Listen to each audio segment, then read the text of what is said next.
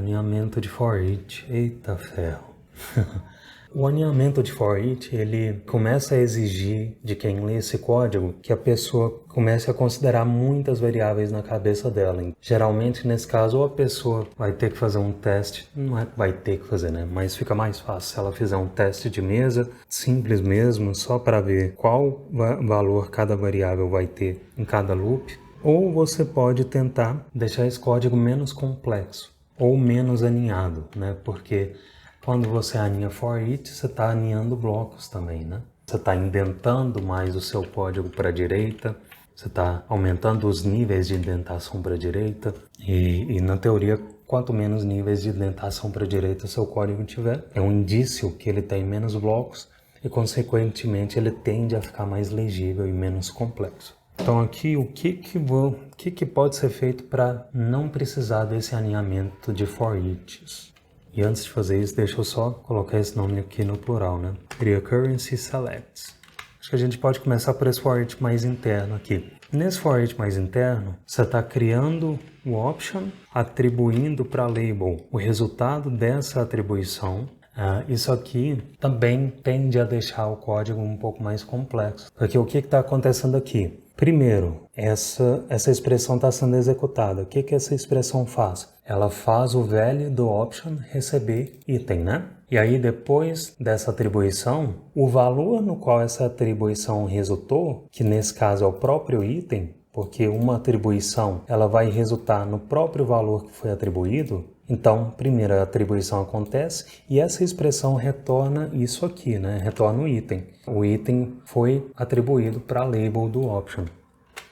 Só que aqui, eu sei que você vai escrever um pouco mais, mas eu particularmente prefiro essa abordagem aqui, tá? Só para não deixar as coisas muito mágicas de que, por essa questão da atribuição retornar o valor. Eu acho que se você escreve mais dessa forma, quem lê vai ler um pouquinho mais, mas fica mais claro, fica mais legível, tá bom? Tá, e aí depois de criar o option e fazer essa manipulação de value e label nele, você está inserindo ele aqui no currency selector, nesse item, né?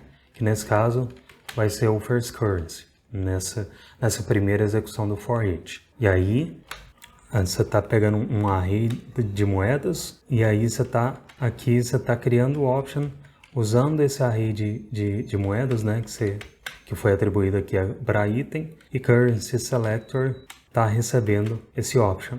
E aí para cada moeda você está fazendo um append no currency selector. Também deveria estar maiúsculo aqui. Primeiro, você pode criar uma função que vai cuidar só de criar os options. Então, como que você pode fazer isso? Vamos lá.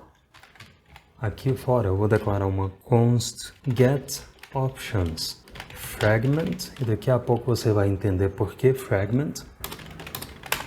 E essa função ela vai conter, eu vou copiar esse código por enquanto, tá? Vou comentar isso aqui só para a gente manter uma referência. Aqui dentro, a get options fragment primeiro ela vai criar o option, vai atribuir os itens para ele. E aqui, geralmente, o que você faria? Você daria um append aqui para currencies, pro option, né? Pro option não, desculpa. Para first currency. First currency é o select. Vou só logar aqui no console, só para a gente visualizar. Currency selects. Tá aqui. Corresponde aos dois selects. Show. Beleza. Aí, o que você pode fazer neste caso?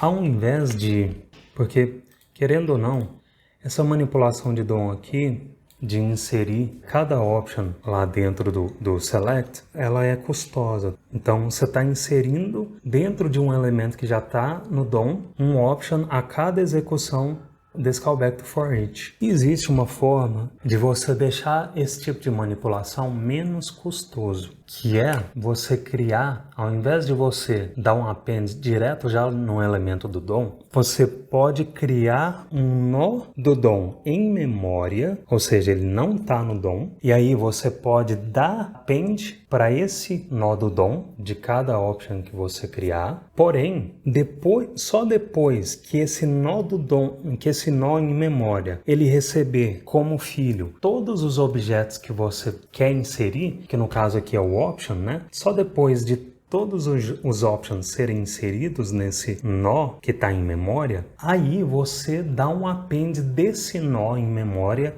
lá no DOM.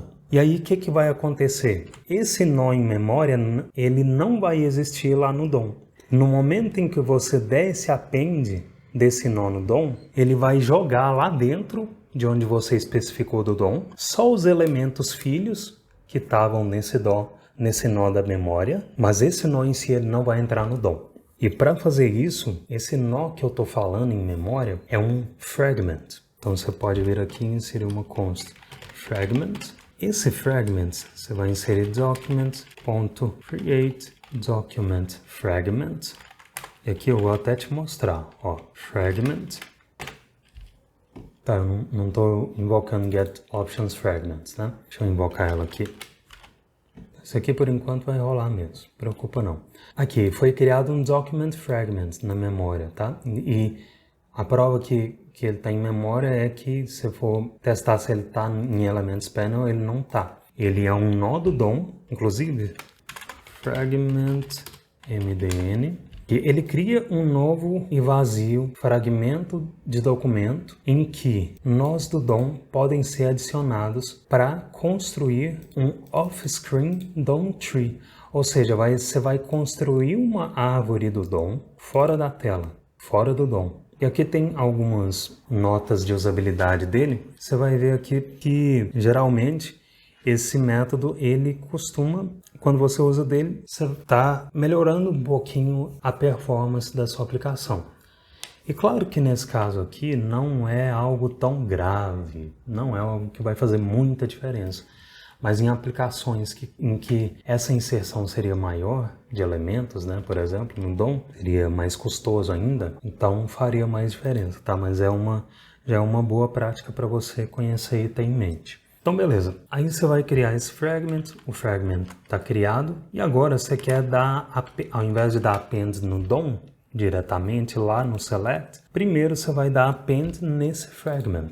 Então, o que você pode fazer, né? Como você precisa criar os options baseado aqui no Array of Currencies, a Get Options Fragment precisa receber esse array como argumento para um parâmetro aqui, ou na verdade você pode colocar aqui diretamente essa Array of Currencies dentro da função. Essa currencies é a variável global, é a const global do objeto. Deixar essa invocação aqui. E aí, para dar os appends no fragment, já que você precisa dar os appends baseados nesse array, você pode usar arrayofcurrencies.map, que vai receber currency. E aí dentro do map, você vai criar o option. Aqui não é item mais, é currency. E você vai retornar o option. Aliás, vai retornar o option não. Olha só, já que é só para executar efeito colateral, isso aqui não precisa ser um map, pode ser um for each. For each, aí você vai, aqui dentro, você vai dar o fragment, o append no fragment. Então, fragment, append, option. E aqui, no final, depois disso, você vai retornar o fragment. Vamos ver como que ficou isso. Você tem o document fragment. Dentro dele você tem os options com os value e o label que você especificou aqui. Show! Então beleza, o fragment já está com o conteúdo que você precisa. Feito isso, aqui, já que você precisa inserir os options dentro de cada elemento desse array, você pode inserir currency select.forEach e aí, para cada select, você vai fazer o select append. Vou chamar de options aqui, que vai receber o fragment com os options, e aí você vai dar um append desses options em cada select.